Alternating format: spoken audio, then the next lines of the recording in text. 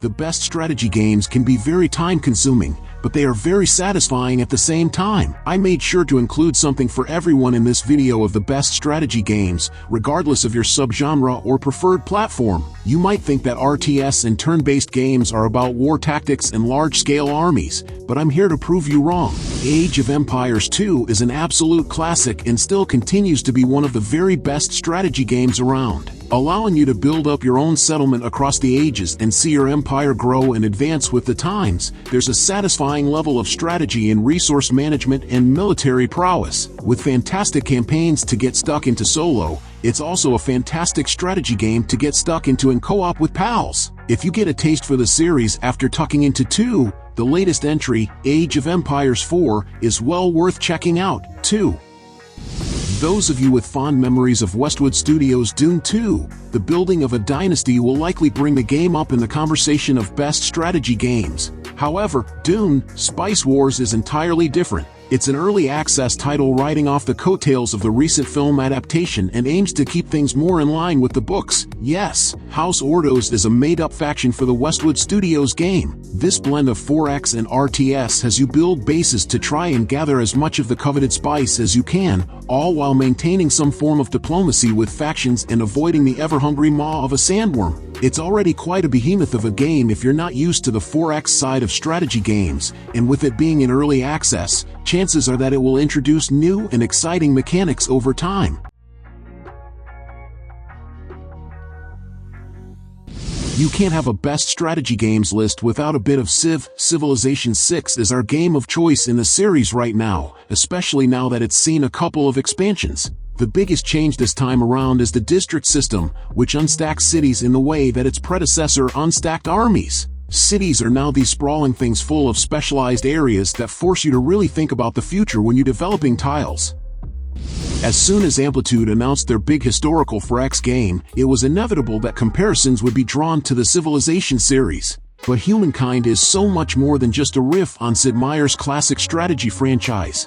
Yes, there are several different technological ages to play through, but the most tantalizing aspect of Humankind is how you can graft different cultures together to accumulate all manner of different perks and effects. On screen, that can mean having Japanese pagodas nestling right up to Mayan pyramids and Italian opera houses. In all, there are 1 million potential civilization builds in Humankind, and it is absolutely thrilling.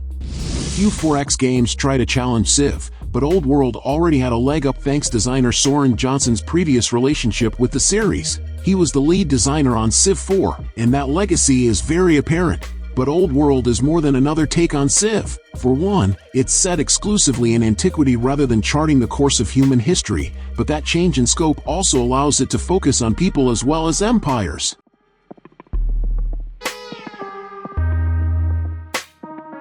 After a sci-fi detour with Planetfall, Triumph Studios is returned to fantasy with Age of Wonders 4, giving us the best 4X in the series.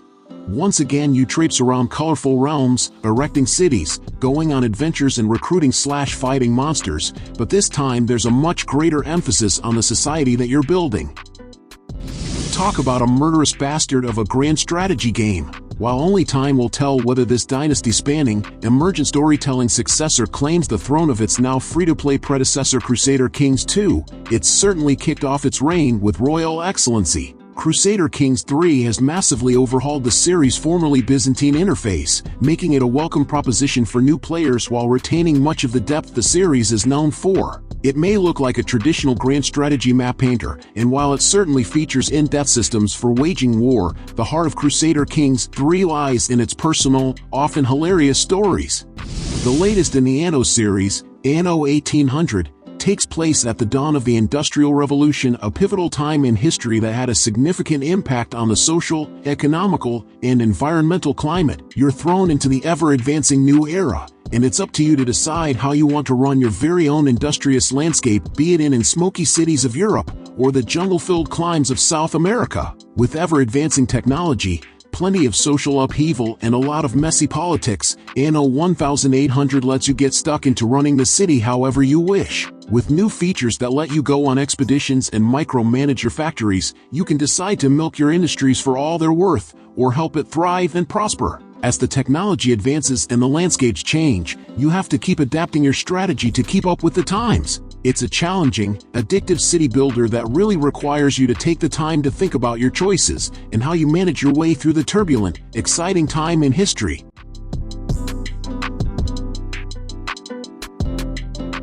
Only Total War can compete with the scale of Supreme Commander's real-time battles. It's still exhilarating to flick the mouse wheel and fly from an individual engineer to a map of the entire battlefield, then flick it again to dive down to give orders to another unit kilometers away. When armies do clash, in sprawling 100-strong columns of robots, you're rewarded with the most glorious firefights a CPU can render. It's one of the few real-time strategy games to combine air, ground, and naval combat into single encounters, but SUBCOM goes even further, with artillery, long-range nuclear ordnance, and megalithic experimental bots.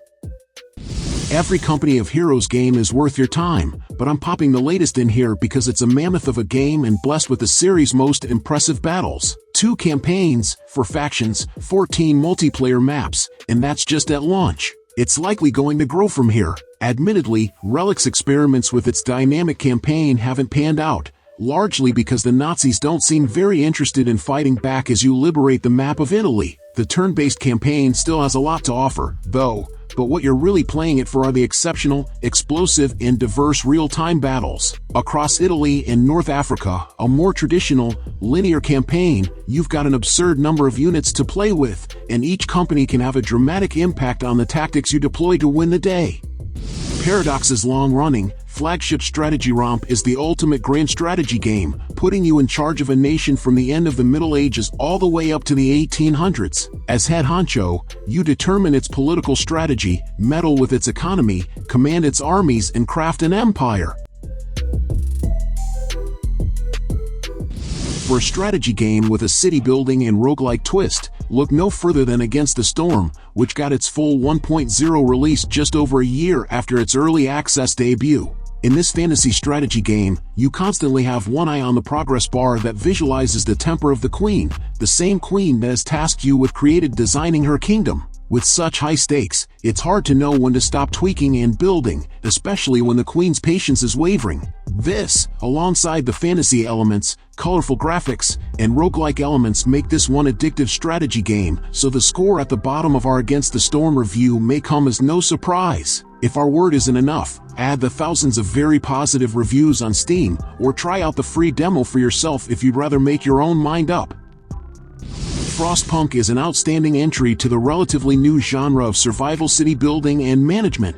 On a version of Earth permanently ravaged by Arctic temperatures and severe ice storms, you must help your colony to keep warm, keep fed, find other survivors, and deal with the injuries and technical failures that will inevitably happen. Frostpunk's inevitability is different from the randomly generated fires or rumblings of an unhappy populace in other games. Here, disaster is a certainty and you have to make do with the bare minimum all of the time. You will have to make difficult, life or death decisions in an oddly beautiful environment. Because it can be emotionally taxing, the challenging campaign isn't overly long, but it provides a new point of view on the more sleepy, chill city building genre. Hearts of Iron 4 is a grand strategy wargame hybrid, as comfortable with logistics and precise battle plans as it is with diplomacy and sandboxy weirdness. Ostensibly game about World War II, it lets you throw out history as soon as you want.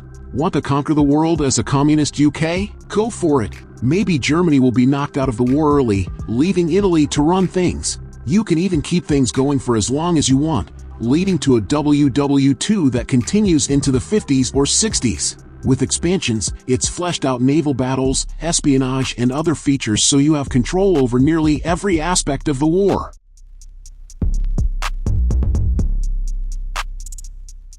XCOM 2 is one of the best turn-based strategy games. It takes the best bits from the series so far, the savage struggle, the ragtag group of heroes, the devious aliens, the tight tactical battles, and throws improvement after improvement on top. It's a toss-up as to whether the War of the Chosen expansion is objectively better, but there are plenty of excellent XCOM 2 mods that can bring the vanilla game up to scratch. Both offer distinct yet equally rewarding experiences. There's plenty of other XCOM 2 DLC available as well. The battles are challenging and varied, full of horrific adversaries with tricky, surprising abilities, but the biggest changes are found on the strategic layer. You will travel all over the world, setting up cells, infiltrating black sites, and hunting for more resources so you can field more powerful weapons and tools. It is compelling rather than an afterthought. The return of the Desperados franchise was a surprise, but the team at Mimimi Games approached it with the same finesse they brought to their other round-based tactics smash Shadow Tactics. Desperados 3 is a beautiful, challenging round-based action game that perfectly captures the look and feel of the Wild West. Its appeal is similar to that of Endless Legends, as it manages to take everything that works well in the genre, like characters with interesting skills, several possible ways to approach each challenge and quite considerable difficulty, and adds to that a well-acted and engaging story. If you like round-based games and always wanted to play one in a Wild West setting, don't let Desperados 3 pass you by. Stellaris takes an everything and the kick-then-sink approach to the Space 4X. It's got a dose of EU4, Paradox's grand strategy game, but applied to a sci-fi game that contains everything from robotic uprisings to aliens living in black holes. It arguably tries to do too much and lacks the focus of some of the other genre greats, but as a celebration of interstellar sci-fi there are none that come close. If you thought that Total War Warhammer 2 was big, it's got nothing on Total War Warhammer 3's sheer sense of scale. It essentially has everything that made that game great, all while bringing all 15 of the tabletop game's core races to life with jaw-dropping visuals. A new 5-hour tutorial prologue helps get new players up to speed, so it's also the best jumping-in point if you've never experienced a Total War game. You can read our Total War Warhammer 3 review if you want a more in-depth sense of just how packed it truly is, but the long and short of it is that once you begin to play, you're likely to be playing the same campaign at least a calendar year down the line, and still have a smile on your face as you discover another new thing. Most notable today for being the point of origin for the entire MOBA genre, Warcraft 3 is also an inventive, ambitious strategy game in its own right, which took the genre beyond anonymous little sprites and into the realm of cinematic fantasy. The pioneering inclusion of RPG elements in the form of heroes and neutral monsters adds a degree of unit-specific depth not present in its sci-fi stablemate, Starcraft, and the sprawling campaign delivers a fantasy story that, if not quite novel, is thorough and exciting in its execution. It also has the best repeated unit click jokes in the business. Shame about Warcraft 3 Reforged, its not-so-great remake, which you'll need to buy if you want to play the classic version and don't already have a key. Although Creative Assembly's Total War Warhammer 2 remains one of the most popular Warhammer games you can play today, Relic's first Dawn of War game is still one of the best digital expressions of Games Workshop's Warhammer universe, having sadly not been surpassed by the latest game in the series, Dawn of War 3. It's the grimmest, darkest strategy game in existence, and while the game itself is more limited in scope than Warhammer, the 40k universe is a much stronger draw than the Elves and Imperials fantasy world. Dawn of War is steeped in the blood and weird theological war cries of the 40k universe, and manages to add enough thematically suitable twists to the RTS template to make the setting more than a fresh lick of paint.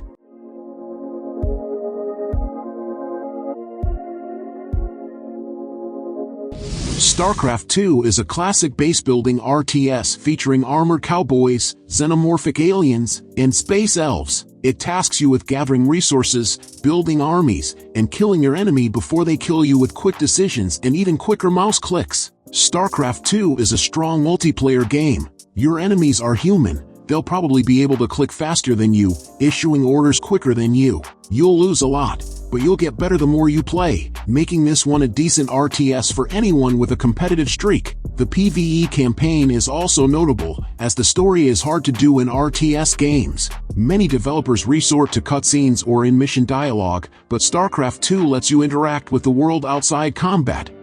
If you're sick of Blizzard ignoring Warcraft and StarCraft, Stormgate might be exactly what you're looking for. Developed by Blizzard vets who wanted to make StarCraft 3, it's an RTS that's full of the DNA from both of Blizzard's RTS series. You'll take charge of one of 3 asymmetric factions and fight over resources, buffs, and neutral camps in maps full of choke points, cover in places ripe for an ambush. While some familiarity with the classics it evokes will be helpful, it's surprisingly accessible, with quick macros located on the UI letting you bring up menus and dole out orders without you needing to remember a long list of hotkeys. Automation comes in handy, too, especially when it comes to things like construction, letting you get stuck into the meaty business of fighting a war without worrying about whether or not your robots are building that barracks you just plunked down. If CNC Remastered got you all pumped for more classic RTS shenanigans, Tempest Rising will probably pique your interest. It's unabashedly inspired by 90s and early 2000s real-time strategy games, but with a flashy aesthetic that's considerably more modern. You've got base building, of course, and 3 factions, each with a unique way of handling combat and building up their economies. Along with multiplayer and comp stomp skirmishes, you'll be able to duke it out in a pair of 15 mission campaigns, where you'll also fight over neutral buildings and deal with neutral populations, so the battlefields are going to be a bit busier than C&Cs.